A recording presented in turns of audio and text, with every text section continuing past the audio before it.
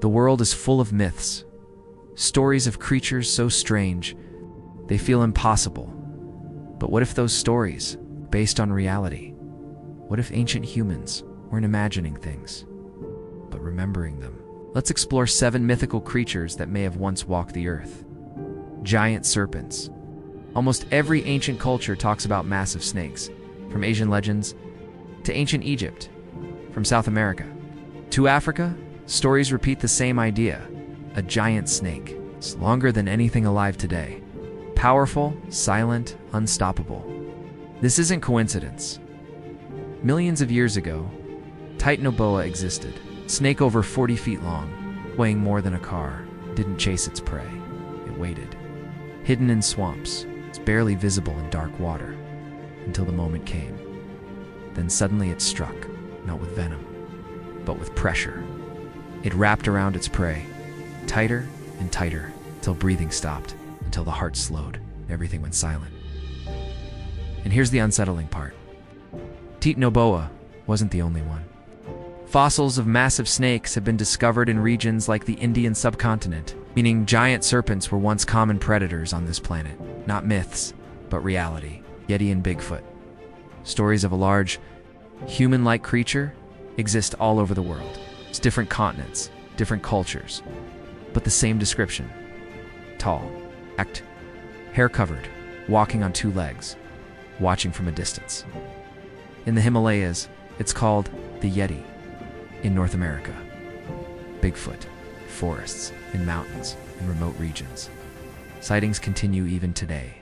Most are dismissed. Blurry photos, unclear footprints. Easy to doubt, but science reveals something strange long before modern humans. Other human-like species walked the earth. Some looked very different. Species like Australopithecus walked upright, hair-covered bodies, long arms, primitive faces. Not quite human, not quite animal. Now imagine this small population surviving, hidden deep in forests, avoiding humans. Would we even know? Or would we call it a myth? Unicorn. The unicorn is often seen as pure fantasy, a magical horse with a glowing horn. But ancient carvings tell a different story. Early civilizations didn't draw fantasy creatures randomly. They drew what they saw, or what they believed once existed. A creature called Elasmotherium once lived, a massive prehistoric rhino, covered in thick fur, the huge horn on its head. Not small, not elegant, but powerful. Some scientists believe this horn could grow over 3 feet long. Imagine seeing that from a distance, through fog or snow. Thousands of years ago, no cameras, no science, just fear and imagination. That's how legends begin. Sea monsters. The ocean is still mostly unexplored. Dark. Endless. Silent. Humans have always feared what lies beneath. Stories of giant creatures, massive tentacles, eyes glowing in darkness, dragging ships into the deep.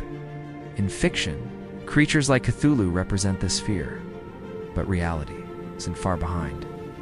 Millions of years ago, the oceans were ruled by giants, creatures far larger than anything alive today.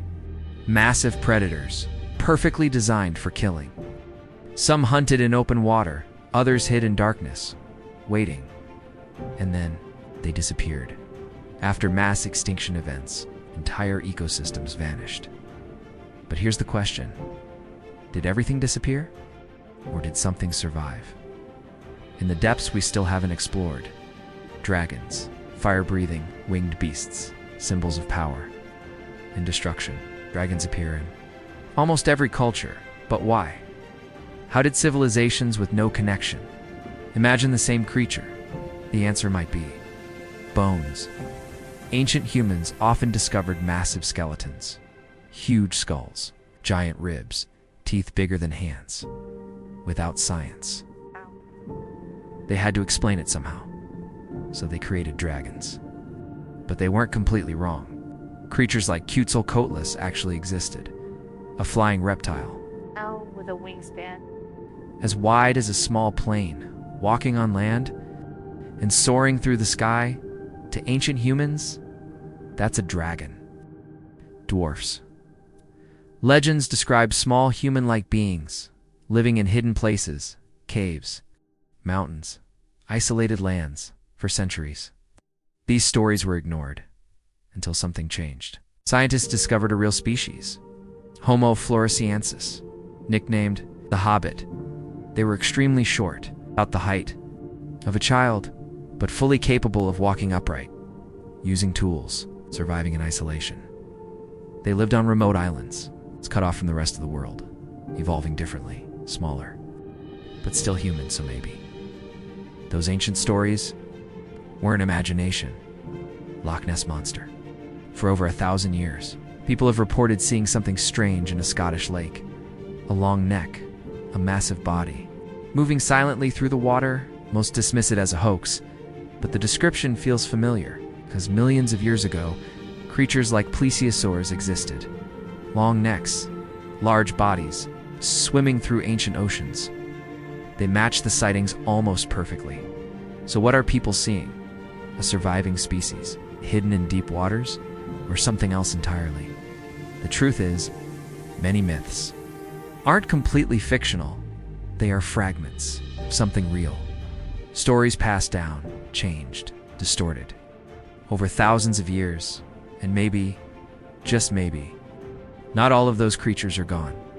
Some might still exist, waiting, in places we haven't fully explored, watching, silent.